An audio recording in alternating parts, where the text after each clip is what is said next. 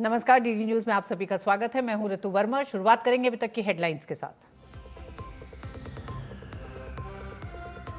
प्रधानमंत्री ने की भारतीय एआई स्टार्टअप के साथ बैठक की अध्यक्षता।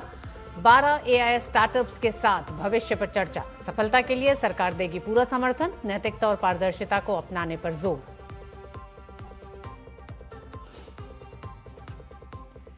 देश के अडिग संकल्प को दर्शाते सोमनाथ स्वाभिमान पर्व का शुभारंभ। प्रधानमंत्री ने कहा, अनेक आक्रमण के बावजूद और सशक्त हुई सांस्कृतिक एकता की भावना। लोगों से सोशल मीडिया पर सोमनाथ यात्रा की तस्वीरें साझा करने का आग्रह।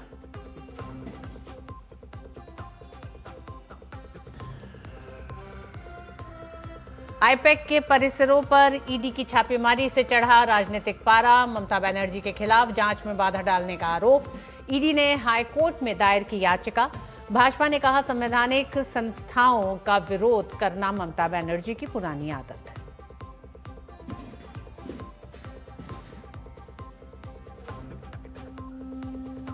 नए सुधारों से सुधर रही अर्थव्यवस्था की सेहत। 7.4% पर रहेगी जीडीपी। भाजपा का राहुल गांधी पर हमला। कहा, अर्थव्यवस्था को डेड इकोनॉमी कहने वालों के मुंह पर करारा तमाचा।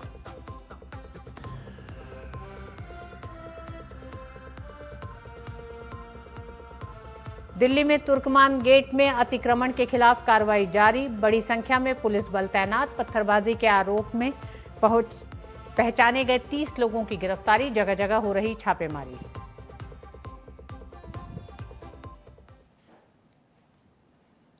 प्रधानमंत्री नरेंद्र मोदी ने आज भारतीय एआई स्टार्टअप्स के साथ एक राउंड टेबल बैठक की अध्यक्षता की। इस बैठक में भारत के 12 एआई स्टार्टअप्स, जिन्होंने इंडिया एआई इम्पैक्ट समिट 2026 में AI for all global impact challenge के लिए क्वालिफाई किया है, उन्होंने अपने विचार और कार्यों को प्रस्तुत किया।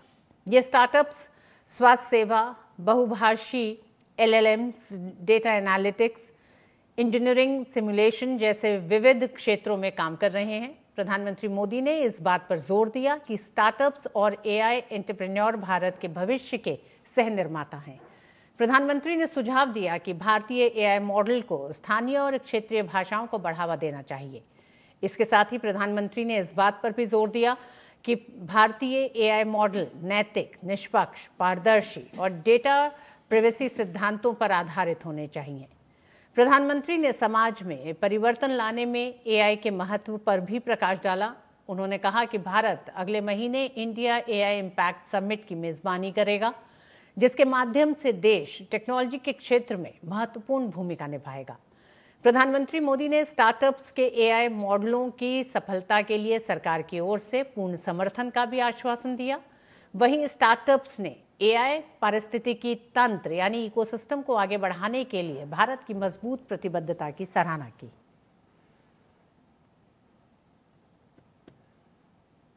और अब बड़ी खबर आ रही है कोलकाता से। कोलकाता में आईपैक के परिसरों पर ईडी की छापेमारी का मामला कोलकाता हाईकोर्ट पहुंच गया है। ईडी ने मुख्यमंत्री ममता बनर्जी पर जांच में बाधा डालने के आरोप लगाए हैं। ईडी कोलकाता उच्च न्यायालय पहुंचा है। ममता बनर्जी के खिलाफ कोलकाता उच्च न्यायालय में याचिका दायर की है ईडी ने। न्यायमूर्ति शुभ्रा घोष की पीठ कल इस मामले पर सुनवाई करेगी। ईडी ने अपनी याचिका में लिखा है कि पश्चिम बंगाल की मुख्यमंत्री ममता बनर्जी और बड़ी संख्या में पुलिस अधिकारियों के आने तक कार्रवाई शांतिपूर्ण और पेशेवर तरीके से चल रही थी। हम ये आपको बता दें, ईडी जिस मामले पे बात कर रही है उसमें आईपैक के दफ्तरों पर, प्रतीक जैन के दफ्तर और आवास पर आज सुबह ईडी की छापेमारी जारी थी। इस छापेमारी के बीच ही ममता बनर्जी पुलिस अधिकारियों के साथ पहले प्रतीक जैन के घर पहुंची और फिर उसके दफ्तर पहुंची। और इसी को लेकर अभी ईडी कोलकाता उच्च न्यायालय पहुंचा है अपनी याचिका लेकर कि किस तरह से ममता बनर्जी प्रतीक जैन के आवासीय परिसर में दाखिल हुई और दस्तावेजों और इलेक्ट्रॉनिक उपकरणों सहित महत्वपूर्ण सबूत अपने साथ ले गईं। यानी ईडी की पूरी कार्रवाई के हस्तक्षेप का एक बड़ा आरोप ईडी ने ममता बनर्जी, मुख्यमंत्री पश्चिम बंगाल पर लगाया है कि किस तरह से ममता बनर्जी अपने पुलिस अधिकारियों के साथ प्रतीक जैन के आवास और दफ्तर दोनों जगह पहुंची जहां ईडी छापेमारी कर रही थी। उस दौरान वहीं पहुंचकर हस्तक्षेप करते हुए उन्होंने तमाम इलेक्ट्रॉनिक सबूत और दस्तावेजों को अपनी जद में कर लिया।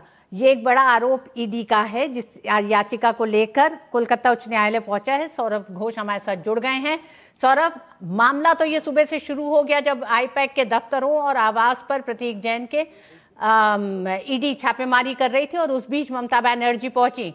अपनी याचिका में ईडी ने और क्या कहा है और किस तरह के सबूतों को लेकर ईडी का आरोप है कि ममता बनर्जी ने उन सभी सबूतों को वहां से एक तरह से उठा लिया?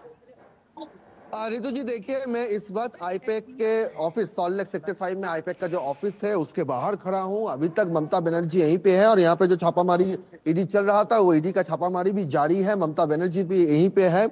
ईडी का जो कहना है, जो ईडी ने जो प्रेस स्टेटमेंट जारी किया है, वो 2020 में कोयला घोटाला का जो मामला था, उस कोयले घोटाले के मामले में जो उसके जो पैसों की जो हेरा फेरी हुआ था, जो हवाला हुआ था, उस हवाला अकाउंट के जरिए पैसा आईपैक के अकाउंट में आया, ऐसा प्रेस स्टेटमेंट में लिखा गया है। और उसी के जांच करने के लिए आज ईडी के टीम यहाँ पर आई थी। सुबह सुबह उन लोगों ने एक साथ यहाँ पे लॉर्डन स्ट्रीट जो शेक्सपियर सरनी के अंदर आता है कोलकाता के, वहां पे एक टीम पहुंची और एक टीम यहाँ सॉल्ट लेक सेक्टर 5 यहाँ पे पहुंची। और ये जब सीएम का ये कहना है कि जब उन्हें पता चला, प्रतीक जैन जब फोन नहीं उठा रहे थे, वो तो खुद चली गई। ईडी ने स्टेटमेंट में ये लिखा कि ममता बनर्जी पहले तो ममता बनर्जी से पहले कोलकाता का पुलिस कमिश्नर और पुलिस ऑफिशियल्स लॉर्डन स्ट्रीट में प्रतीक जैन के जो घर है उसमें आए, उनसे पूछताछ किया कि किस बात की यहाँ पे रेड हो रही है, क्यों वो लोग आए हैं, ये कोलकाता पुलिस से पूछा। तो ईडी ने ईडी के जो ऑफिसर्स थे उन्होंने अपना आई कार्ड दिखाया और उन्होंने साफ तरीके से जितना कहा जा सकता है कोलकाता पुलिस को उतना इंफॉर्मेशन दिया। इसके बाद ही तुरंत वहां सीएम ममता बनर्जी पहुंच गई और ईडी का प्रेस स्टेटमेंट में ये कहना है कि जब तक ममता बनर्जी नहीं आई थी तब तक शांति से जांच का काम चल रहा था, लेकिन वो वहां पहुंची और वहां से इस मामले से जिस कोयला घोटाले का जो मामला है उससे रिलेटेड काफी इंपॉर्टेंट दस्तावेज और इलेक्ट्रॉनिक डिवाइसेस वो उठा के ममता बनर्जी वहां से लेकर चली गई। यहाँ पे लॉर्डन स्ट्रीट में साफ तरीके से ईडी ने लिखा है कि ममता बनर्जी खुद वो सब फाइल्स और इलेक्ट्रॉनिक डिवाइस वहां से उठाकर ले गए। अगर मैं लाइन बाय लाइन वहां पे देखूं तो वहां पे लिखा है कि टुक अवे की evidences including physical documents and electronic devices. उसके बाद ममता बनर्जी ने प्रेस कॉन्फ्रेंस किया और उनका कहना था कि ये सारे डॉक्यूमेंट्स आने वाला चुनाव के रिलेटेड कैंडिडेचर के लिस्ट, उनके स्ट्रेटेजी, ये सब है। फिर लेकिन ईडी का कहना है कि ये सारे जांच के साथ जो इंपॉर्टेंट जो डॉक्यूमेंट्स होते हैं, जो इलेक्ट्रॉनिक डिवाइसेस हैं, वो लेकर वो चली गई। उसके बाद यहाँ वो पहुंची और यहाँ से भी ईडी ने लिखा है कि यहाँ से भी जबरन यहाँ से जो डॉक्यूमेंट्स है, जो इलेक्ट्रॉनिक डिवाइसेस है, वो लिखा गया सीएम्स के कॉन्वॉय सॉल्ट लेक सेक्टर 5 में आईपैक के ऑफिस में पहुंची और वहां पे ममता बनर्जी और उनके जो एडीज है, यानी उनके साथ जो आए थे, उन्होंने जबरन और राज्य पुलिस के अधिकारी भी थे, उन्होंने जबरन जो डॉक्यूमेंट्स है, वो डॉक्यूमेंट्स और इलेक्ट्रॉनिक डिवाइसेस, एविडेंसेस कार में लेके चले गए। और हमने देखा, ये तस्वीर भी हमारे पास आई है कि सारे जो वो फाइल्स है, वो काफी सारे लोग आ रहे हैं और गाड़ी में एक के बाद एक गाड़ी में रख रहे हैं। सीएम के गाड़ी में भी फाइल्स थी, ये इसका भी वीडियो एविडेंस है। सवाल ये उठता है कि अगर कैंडिडेचर लिस्ट है तो राज्य में 294 असेंबली कॉन्स्टिट्यूएंसी है, कितने सारे कैंडिडेट लिस्ट के नाम थे इतने सारे फाइलों में? फाइल तो काफी सारे थे। तो फिर एक कैंडिडेचर लिस्ट कितने फाइलों में आता है? एक इलेक्शन का स्ट्रेटेजी कितने फाइलों में आता है? पूरा प्लानिंग कितने स्ट्रेटेजी में आता है? और यहां तक सीएम ने यह भी कहा अपने बयान में कि आईपैक सिर्फ एक एजेंसी नहीं है, आईपैक तृणमूल के जो कार्य प्रणाली है उसको भी, उसका जो रन रणनीति है उसको भी तैयार करती है आईपैक। तो एक तरफ से आईपैक तृणमूल का बैक ऑफिस है, इस तरह का बयान भी सीएम की जो बयान है उसमें से वो इंडिकेशन है। तो सवाल ये उठता है कि ईडी एक तरफ से कहता है कि जबरन दस्तावेज सब छीने गए, जबरन इलेक्ट्रॉनिक डिवाइसेस उठा ले गए, एक जगह पे सीएम खुद ये काम करे और उसके बाद स्टेट पुलिस के पर्सनल, उसके बाद आदर्श जो लोग हैं उनके साथ जो गए थे वो सारे लोग, और वो विजुअल्स में भी है कि वो उठा उठा के फाइल आ रहे हैं। तो जो बात मैं ऋतु जी कह रहा था कि अगर सीएम की बात भी मान ले कि ये कैंडिडेचर लिस्ट के रिलेटेड डॉक्यूमेंट्स है वो देना नहीं चाहती है, उनका ये मानना है कि ईडी ये सब लेने के लिए आए हैं, सौरभ, ये एक बड़ा क्वेश्चन सौरभ, मार्क बड़ा है। सवाल यही है, क्या ये तर्क कल कोलकाता उच्च न्यायालय में एक तरह से संवैधानिक तौर पर इन तत्वों का कोई इन तर्कों का कोई महत्व होगा कि नहीं, देखना ये दिलचस्प होगा, क्योंकि एक संवैधानिक संस्था के काम के बीच में एक संवैधानिक पद पर मुख्यमंत्री ममता बनर्जी हैं, ऐसे में हस्तक्षेप अगर करती हैं और जिस तरह से इलेक्ट्रॉनिक डिवाइसेस और फाइलें लेके गई हैं, क्या ईडी इसे चोरी मानेगा? उसे ये मानेगा कि मुख्यमंत्री ममता बनर्जी ने हस्तक्षेप किया और अपने इन तमाम सबूतों को अपनी कस्टडी में लिया? ये किस आपराधिक श्रेणी में आता है ईडी की कार्रवाई के बीच में हस्तक्षेप? देखिए, ममता बनर्जी का अगर हम देख लें पास्ट में एक्सपीरियंस, तो वो इलीगल लोगों के लिए और जिस तरह से उन लोगों के साथ खड़ी हैं जो कि कहीं ना कहीं देश को नुकसान देने की तरफ काम कर रहे हैं, तो इलीगल लोग या क्रिमिनल एक्टिविटीज जिस तरह से लोग करते हैं उनके साथ ममता बनर्जी खड़ी हुई है। वो संवैधानिक संस्थाओं को किसी भी तरह से उसको सपोर्ट करने के लिए, उनको मानने के लिए तैयार नहीं है, चाहे वो इलेक्शन कमीशन हो उसके खिलाफ बोलना हो, चाहे ईडी या कोर्ट के खिलाफ बोलना, उनका यही एक्टिविटीज है। तो वह सबके सामने स्पष्ट रूप से आ रहा है और अब इलेक्शन जो आएगा वेस्ट बंगाल में, तो वह जनता उस बात को रेखांकित करके अपना मत जरूर देगी। और बुलेटिन में वक्त एक छोटे से ब्रेक का।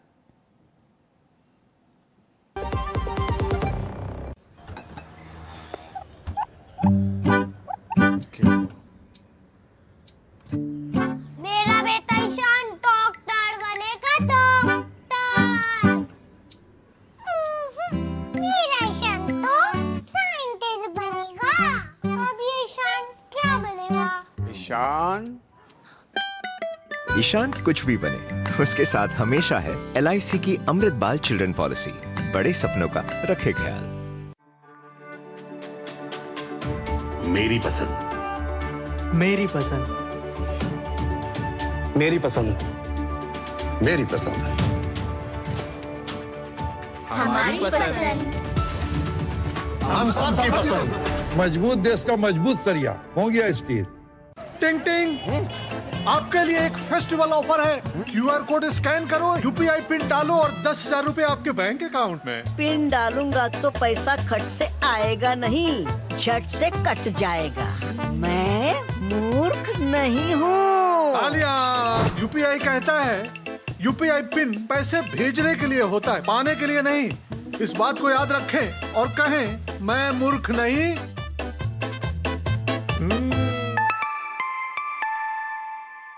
जाइए, आप भी किसी का टेस्ट लीजिए।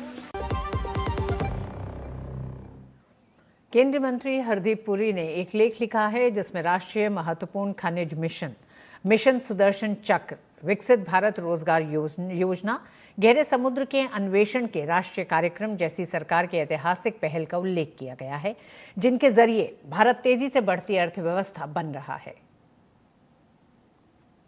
केंद्रीय मंत्री के इस लेख को रीट्वीट करते हुए प्रधानमंत्री नरेंद्र मोदी ने लिखा, भारत ठोस साक्ष्य आधारित समीक्षा का स्वागत करता है जो नीतियों को सुदृढ़ बनाती है और सुधारों की रक्षा करती है। हमारे लोकतांत्रिक विकास में निराशावाद का कोई स्थान नहीं है। केंद्रीय मंत्री श्री हरदीप सिंह पुरी का ये लेख रचनात्मक बहस को दर्शाता है जो इस नए साल में वरदान साबित हो सकता है। इसे अवश्य पढ़ें। कार्मिक, लोक शिकायत एवं पेंशन राज्य मंत्री डॉक्टर जितेंद्र सिंह ने आज AI for capacity building transforming governance पर आयोजित एक कार्यशाला को संबोधित किया। इस दौरान उन्होंने आर्टिफिशियल इंटेलिजेंस की आवश्यकता पर जोर दिया।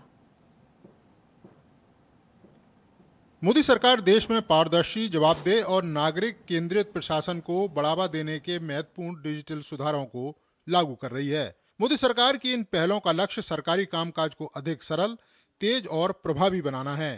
AI for capacity building transforming governance पर हुई एक कार्यशाला में बोलते हुए कार्मिक, लोक शिकायत एवं पेंशन राज्य मंत्री डॉक्टर जितेंद्र सिंह ने कहा, सुशासन केवल एक विचार नहीं है बल्कि रोजमर्रा के प्रशासन की जिम्मेदारी है, जो पारदर्शिता, जवाबदेही और नागरिकों को बेहतर सेवाएं देने पर आधारित है। AI इंटीग्रेशन किया गया है, तो AI driven capacity building through iGOT platform, जिसमें AI सारथी है जो एक तरह का गेटवे है इनटू iGOT लर्निंग, क्योंकि एक लर्निंग इकोसिस्टम है। AI ट्यूटर है जिसमें आपको पर्सनलाइज लर्निंग है। AI कैपेसिटी बिल्डिंग प्लान है जो विभागों के लिए, मंत्रालयों के लिए काम आएगा। AI आज के समय में महत्वपूर्ण पार्ट है। भारत के लोगों को ज्यादा से ज्यादा सुविधाएं और समय पर उनको उपलब्ध करवाने में AI आज की जरूरत है। पूरी दुनिया में आज AI की निर्भरता भी तेजी से बढ़ रही है। आर्टिफिशियल इंटेलिजेंस को ह्यूमन इंटेलिजेंस के साथ मिला करके कह सकते हैं कि भाई हाइब्रिड तरीके की अप्रोच के साथ इसे आगे बढ़ाने का प्रयास है। और दिन ब दिन हमारी तकाजे भी बदलते जाते हैं दायित्व के। जो हमने 10 साल पहले सीखा है शायद वो आज उतना रेलेवेंट ना हो या उसके साथ बहुत सारे और आयाम जुड़ गए हों, और इसलिए ये एक डायनेमिक प्लेटफॉर्म है। इस अवसर पर कर्मयोगी क्लासरूम की शुरुआत भी की गई। कर्मयोगी क्लासरूम AI ट्रेनर से युक्त है। मोदी सरकार के ये प्रयास न्यूनतम सरकार और अधिकतम शासन के मंत्र पर आधारित हैं।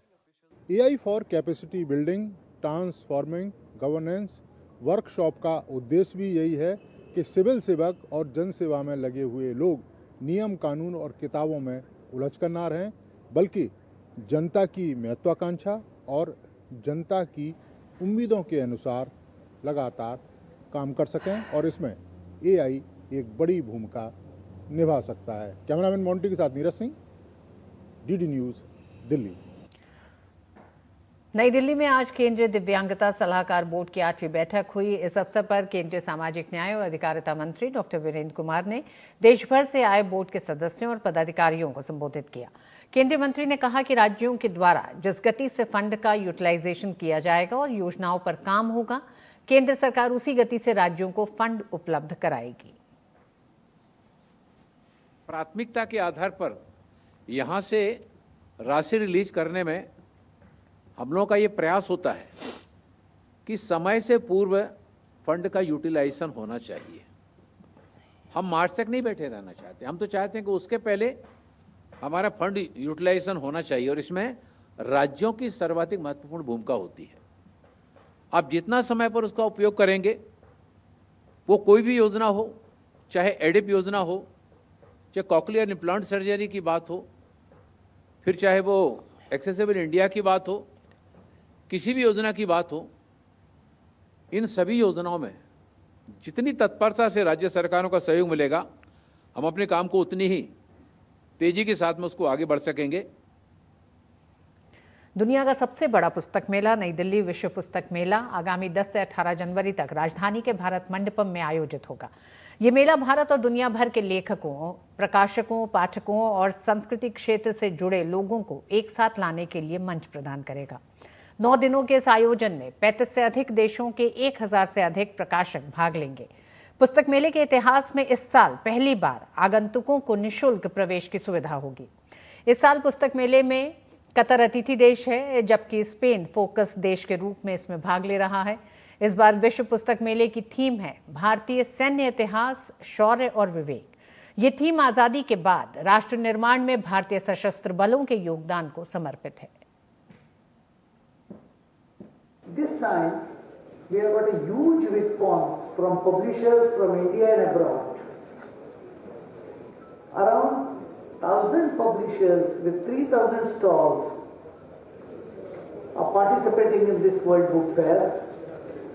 Around 35 countries are also participating.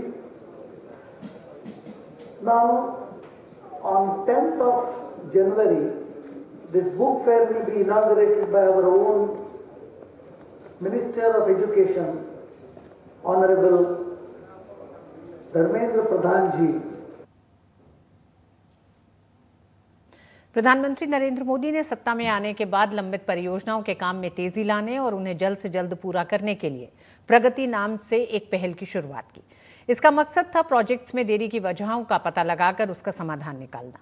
इस पहल की 50 बैठकें हो चुकी हैं और करीब 85 लाख करोड़ की 3,300 से ज्यादा परियोजनाओं को जल्द पूरा किया गया है। प्रगति की यह पहल कैसे कमाल कर रही है, इसी पर हम एक सीरीज चला रहे हैं जिसका नाम है प्रगति एट 50, विकास को गति।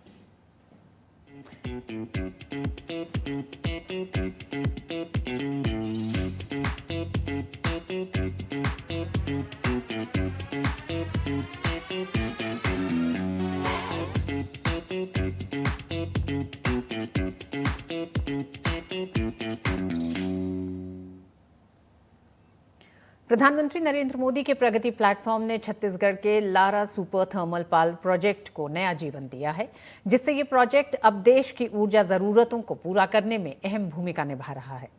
भूमि अधिग्रहण और कानूनी अड़चनों को पार कर कैसे ये प्रोजेक्ट सफलता की मिसाल बन चुका है, देखिए हमारी इस खास रिपोर्ट में।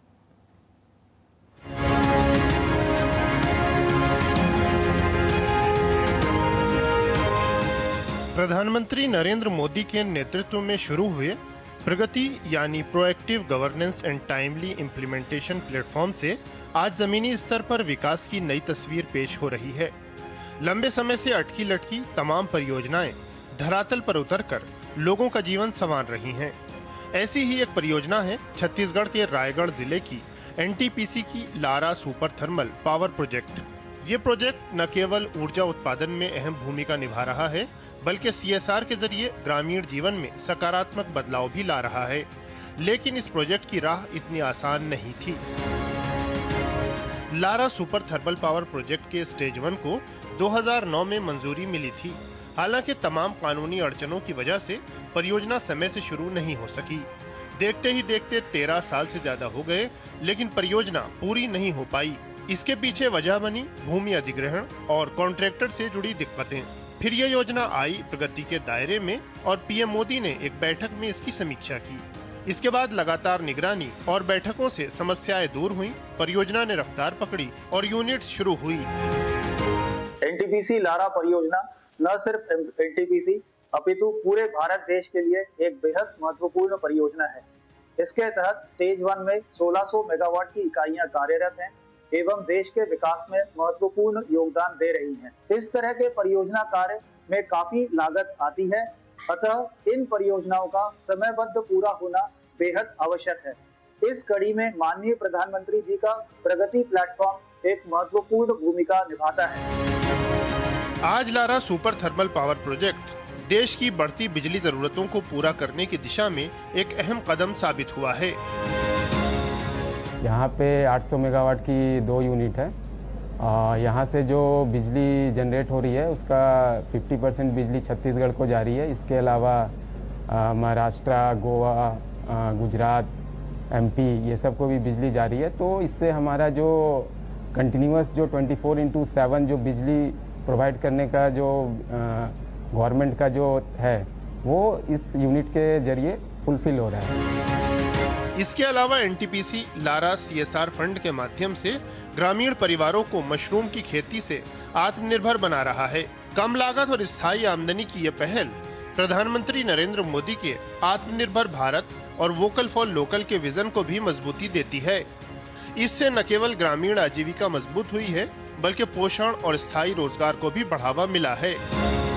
प्रगति प्लेटफॉर्म के जरिए प्रधानमंत्री की सक्रिय निगरानी, समयबद्ध क्रियान्वयन और जमीनी असर, Lara super thermal power project इसकी जीवंत मिसाल है। Bureau report, DD news. खेलो इंडिया बीच गेम्स ने जहां एक और खिलाड़ियों को खेल से जोड़ने का एक और माध्यम दिया है, वहीं दमन और दीव को स्पोर्ट्स हब के रूप में भी सामने रखा है। पेश है हमारे संवाददाता सुशील कुमार की एक खास रिपोर्ट। इस रिपोर्ट के साथ ही मुझे दीजिए अनुमति। नमस्कार। अरब सागर के बीच गुजरात के समीप स्थित खूबसूरत आइलैंड दीव का नाम एक पर्यटन स्थल के रूप में तो हर किसी ने सुना होगा, लेकिन पिछले कुछ सालों में दीव ने स्पोर्ट्स टूरिज्म के रूप में अपनी एक अलग पहचान बनाई है। यह मुमकिन हुआ सरकार की खेलो इंडिया स्कीम के तहत आयोजित होने वाले खेलो इंडिया बीच गेम्स की वजह से। साल 2024 में अनौपचारिक आयोजन की अपार सफलता के बाद यह दूसरा संस्करण है। दीव के बीच पर आयोजित हो रहे ये खेल आयोजन जहां खिलाड़ियों के लिए अहम है, तो वहीं दीव में स्पोर्ट्स टूरिज्म और एक नई खेल संस्कृति के विकास में भी अहम भूमिका अदा कर रहे हैं। सिर्फ गुजरात रीजन के नहीं, पूरे भारत के टूरिस्ट जो है दीव में जनवरी में आना पसंद करते हैं, क्योंकि एक तो यहाँ पे न्यू ईयर का बहुत अच्छा सेलिब्रेशन होता है, जो उत्तरायण का जो गुजरात रीजन में फेस्टिवल है वो भी अच्छा होता है, और तीसरा अभी ऐड हुआ है कि बीच गेम्स कि टूरिस्ट सिर्फ डिसाइड करके आते हैं कि जनवरी के पहले वीक में या पहले हाफ में हमें आना है कि हमें बीच गेम्स देखने को मिले। जब से ये बीच गेम को हमारे माननीय प्रधानमंत्री श्री नरेंद्र भाई दामोदर दास मोदी के नेतृत्व में और श्रीमान हमारे उपराज्यपाल प्रफुल्ल भाई पटेल साहब के नेतृत्व में दीव में खेलो इंडिया के जब से ये लेके आए उसके बाद में हम लोगों को बहुत फ़ायदा हुआ है। एक छोटे छोटे वेंडर है उनको भी बहुत फ़ायदा हुआ है, टूरिज़्म को तो इतना फ़ायदा हुआ है कि हम लोग बहुत खुश हैं। जब से दीव में खेलो इंडिया बीच गेम्स की शुरुआत हुई है, तब से यहाँ आने वाले सैलानियों की संख्या में भी इजाफा हुआ है। दीव बीच गेम्स चल रहे हैं, उन्हें भी देखने का अवसर मिला, ये बहुत ही सौभाग्य की बात है। मुझे लगता है कि बीच स्पोर्ट्स जो हो रहे हैं इससे हम जैसे बच्चों को और यंगस्टर्स को भी और हम जैसे सब लोगों को मौका मिलेगा कि हम ये सब भी देख पाए, ना केवल क्रिकेट और जो पॉपुलर गेम्स हैं उनके अलावा इन सब को भी मोटिवेशन मिलेगा और इन सब को भी देखने की लोगों को प्रेरणा मिलेगी। तो बिल्कुल यहाँ एक बहुत ही सुंदर माहौल बना हुआ है। बहुत अच्छा इनिशिएटिव है गवर्नमेंट के लिए और मतलब गवर्नमेंट का बहुत अच्छा इनिशिएटिव है ये, और मुझे लगता है कि हम सबको आना चाहिए, just not to enjoy the beach also but ऐसी चीजें देखने के लिए भी। खेलो इंडिया बीच गेम्स का आयोजन पहली बार 2024 में अनौपचारिक रूप में किया गया था, जिसकी जोरदार सफलता के बाद पहला संस्करण 2025 में और अब इस साल दूसरे संस्करण का आयोजन किया जा रहा है। यह आयोजन न सिर्फ खेलों के लिहाज से बल्कि दीव में स्पोर्ट्स टूरिज्म के विकास में भी अहम भूमिका निभा रही है। दीव के बीच यहाँ पर देश भर से पहुंचे खिलाड़ियों को अपनी ओर आकर्षित तो कर ही रहे हैं, वहीं यहाँ पर आयोजित हो रहे हैं खेलो इंडिया बीच गेम्स यहाँ के सैलानियों को अपनी ओर खींच रहे हैं। जाहिर तौर पर ये आयोजन न सिर्फ यहाँ के खिलाड़ियों के लिहाज से बल्कि यहाँ के वेंडर्स जो हैं, यहाँ के जो दुकानदार हैं, उनकी आर्थिक स्थिति को भी और मजबूत बनाने का काम कर रहे हैं। कैमरामैन नवीन के साथ में सुशील कुमार, डीडी न्यूज, दीव।